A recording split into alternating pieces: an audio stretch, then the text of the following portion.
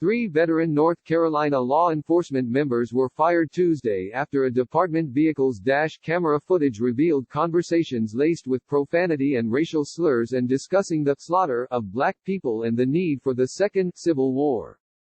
The Wilmington Police Department fired Corporal Jesse E. Moore II and officers Michael Kevin Piner and James Brian Gilmore after an internal investigation uncovered extensive violations of policies regarding standards of conduct, criticism and the use of inappropriate jokes and slurs. "We are just gonna go out and start slaughtering them f***ing me," Piner reportedly said in perhaps the most troubling part of the lengthy recording. Iowa police chief claims Facebook comment purportedly calling BLM protesters road bumps was a total accident. He also said a second civil war was needed to wipe him off the f***ing map. Police Chief Donnie Williams, a 30-year veteran of the force, made the announcement less than 24 hours into his first day as chief, Port City Daily reported. He was cleared by Wilmington City Manager Sterling Cheatham to release documents detailing the conversations given the extraordinary circumstances. "Today is a challenging day for me because as your police chief, one of my first major tasks is to announce the termination of 3 veteran police officers," Williams said at a news conference on Wednesday, according to the local newspaper. "When I first learned of these conversations, I was shocked, saddened and disgusted," the new chief said. "There is no place for this behavior in our agency or our city and it will not be tolerated." The officers admitted it was their voices on the video and didn't deny any of the content, according to the internal investigation.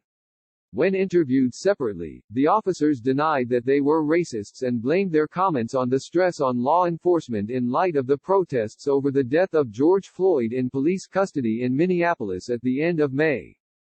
North Carolina state law normally prevents government agencies from releasing information on personnel, and an attorney representing the officers filed an injunction to block the release of those records. A judge denied that motion after the city council voted unanimously to hand out documents detailing the conversations. Williams said he was still working with a judge to determine whether the footage itself can be released. "Why are we releasing this information this way and at this time? Because it is the right thing to do," Williams said. "This is the most exceptional and difficult case I have encountered in my career. We must establish new reforms for policing here at home and throughout this country." According to the department, Sergeant Allison Heflin was conducting a monthly video audit on June 4 and came across footage from Piner's police vehicle classified as accidental activation. Upon listening to the footage, she heard extremely racist comments made by Piner and Moore and contacted the department administrator for the camera system to report the matter.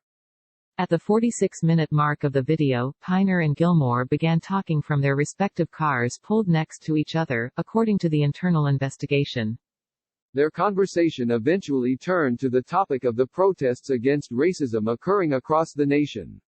Piner tells Gilmore that the only thing this agency is concerned with, kneeling down with the black folks. Gilmore then said that he watched a video on social media about white people bowing down on their knees and worshiping blacks, according to the summary released by the department. The conversation ends when Piner leaves to respond to an alarm call. Piner received a phone call from Moore about 30 minutes later. Moore began telling Piner about an arrest he had made at work the day before. During that conversation, Moore refers to the female as a Negro and a knee on multiple occasions, according to the summary. He also refers to a judge, who is black, as a Negro magistrate. At one point, Moore states, "She needed a bullet in her head right then and move on. Let's move the body out of the way and keep going." Piner responds, "That's what I have been trying to tell you," according to the summary. Their conversation then took a turn to discuss a potential second civil war. Piner tells Moore later in the conversation that he feels a civil war is coming and he is ready. Piner advised he is going to buy a new assault rifle in the next couple of weeks. A short time later, Officer Piner began to discuss society being close to martial law and soon, "We are just gonna go out and start slaughtering them f***ing me. I can't wait. God, I can't wait." Moore responded that he would not do that. Piner stated, "I am ready," according to the summary.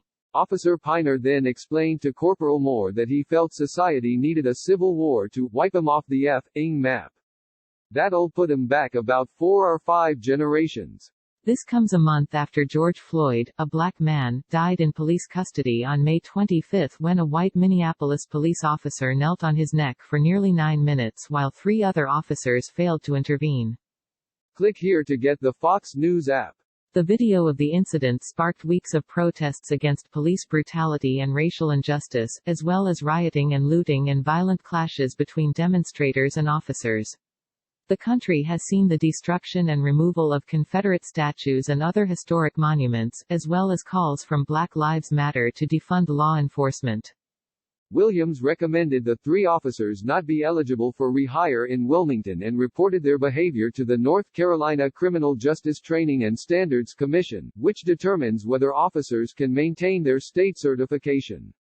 The chief also consulted the district attorney's office to determine if the officers committed any crimes or showed bias toward defendants when testifying as witnesses in criminal cases.